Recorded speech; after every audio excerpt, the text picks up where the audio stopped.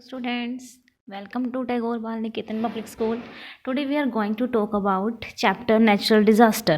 तो बेटा हम इसमें बात करने वाले हैं नेचुरल डिज़ास्टर होता क्या है। नेचुरल डिज़ास्टर वो इवेंट होते हैं जो नेचर की वजह से होते हैं। नेचुरल मीन्स नेचर की वजह से हुए हैं, और डिज़ास्टर मीन जिसका जो है बुरा इफेक्ट पड़े, एडवर्स इफेक्ट पड़े किसी की लाइफ पे, ह्यूमन लाइफ और एनवायरनमेंट पे, और ये किसी भी टाइम पे किसी भी जगह पे हो सकते हैं बिना किसी वार्निंग के। ठीक है, तो movements with in the earth, और ऐसा क्यों होता है, जो अर्थ में मूवमेंट होती हैं उसका रीज़न वो होता है, तब नेचुरल डिज़ास्टर्स हो जाते हैं। ठीक है, एग्जांपल्स, अब आप एग्जांपल से समझ पाओगे नेचुरल डिज़ास्टर्स के एग्जांपल्स कौन कौन से हैं। फॉर एग्जांपल अर्थक्वेक, अर्थक्वेक मतलब भूकंप, फ्लड बाढ़ आ जाना, सुनामी आ जाना, वोल्केनो, आपको एक एक करके ये सब बताने वाली हूँ आपको, ड्रोट सूखा पड़ जाना, ये सारी चीज़ें क्या होती हैं, नेचुरल डिज़ास्टर होती हैं, कहीं ना कहीं हमारी लाइफ पे, एनवायरनमेंट पे इफेक्ट डालती हैं। तो अब हम इनके बारे में कुछ डिटेल में पढ़ेंगे। ठीक है, सबसे पहले अर्थक्वेक जो है उसके बारे में पढ़ते हैं। क्या होता है इसमें, सुना तो आपने सबने होगा भूकंप के बारे में। ये एक सडन मूवमेंट होती है या डिस्टर्बेंस होती है अर्थ के सरफेस में। ठीक है, अचानक से कोई अर्थ का सरफेस जो होता है उसमें अचानक से कोई मूवमेंट हो जाती है। ठीक है, और ऐसा क्यों होता है, वो मूवमेंट अर्थ के अंदर वाइब्रेशंस की वजह से होता है।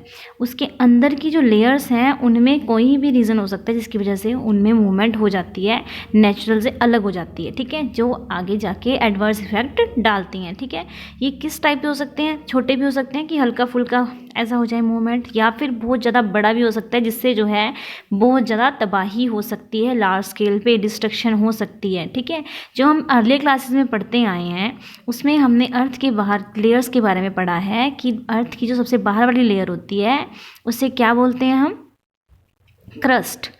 क्रस्ट सबसे आउटर मोस्ट लेयर होती है अर्थ की, और किससे बनी होती है, रॉक से बनी होती हैं। ये रॉक्स जो होती हैं वो किस फॉर्म में होती हैं, बड़ी बड़ी प्लेट्स की फॉर्म में होती हैं, जिसकी वजह से वो कंटिन्यूस जो है मूव करती रहती हैं। ठीक है, एक दूसरे के ऊपर जो है स्लाइड करती रहती हैं, लेकिन कई बार ये प्लेट्स इतना ज़्यादा दूर कर लेती हैं कि एक दूसरे के ऊपर इतना ज़्यादा ओवरलैप कर लेती हैं कि बहुत ज़्यादा फोर्स की वजह से। ठीक है, तो क्या हो जाता है, ये क्रस्ट क्या हो जाता है, ब्रेक हो जाता है। क्रस्ट मीन्स से अब जो ऊपर लेयर है, तो जो ऊपर वाली लेयर है वो क्या हो जाती है, टूट जाती है, और क्या करती है, वो एनर्जी रिलीज़ करती है। एनर्जी रिलीज़ होगी तो वाइब्रेट कर जाएगी पूरी की पूरी अर्थ का सरफेस, और उसी वाइब्रेशंस को हम फील करते हैं कैसे, एज अ ट्रेमर। तो हमें क्या लगता है, अर्थक्वेक मतलब भूकंप जो है हम फील कर पाते हैं। ठीक है, sometimes the first big earthquake, कई बार क्या होता है जो बड़ा बड़ा अर्थक्वेक आता है उसमें तो कई बार तो क्या होता है अचानक से ही पूरा हिला देगा, और कई बार एक बार आने के बाद उसके बाद भी उसका इफ़ेक्ट जो है हमें दिखता रहता है।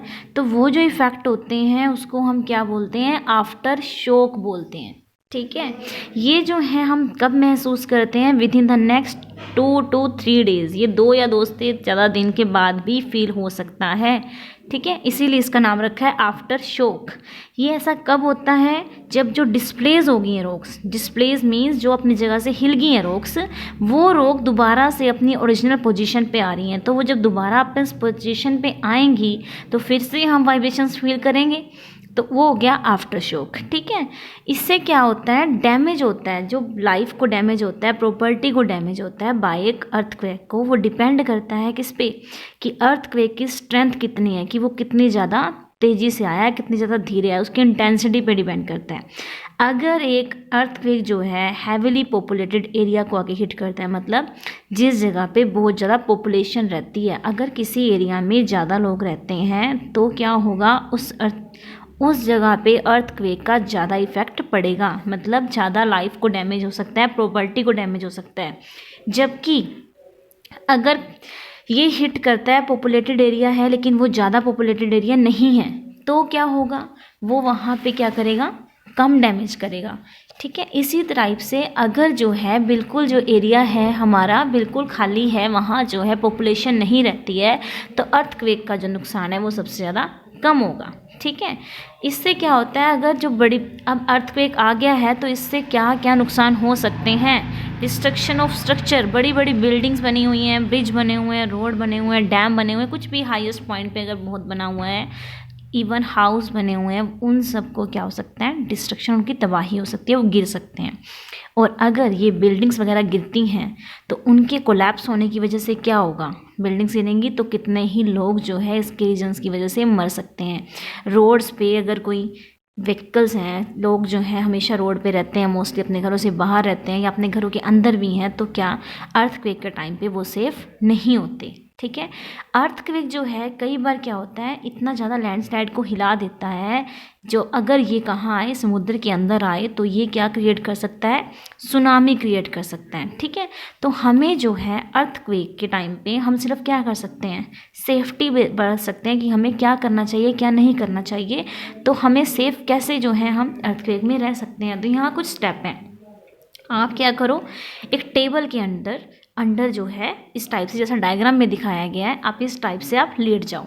ठीक है, किसी भी बड़ी चीज़ से, लंबी चीज़ से या हैवी चीज़ से जो है वो दूर रखो, दूर रहो कि अगर वो, क्योंकि आपके ऊपर आके गिर सकती है और आपको इंजर कर सकती है, तो इन चीज़ों के पास नहीं रखना। ठीक है, अगर आप बेड पे हो तो डो नॉट गेट अप, अपना हेड जो है वो क्या करो, पिल्लो के साथ कवर कर लो, बस पिल्लो से ढक लो उसे।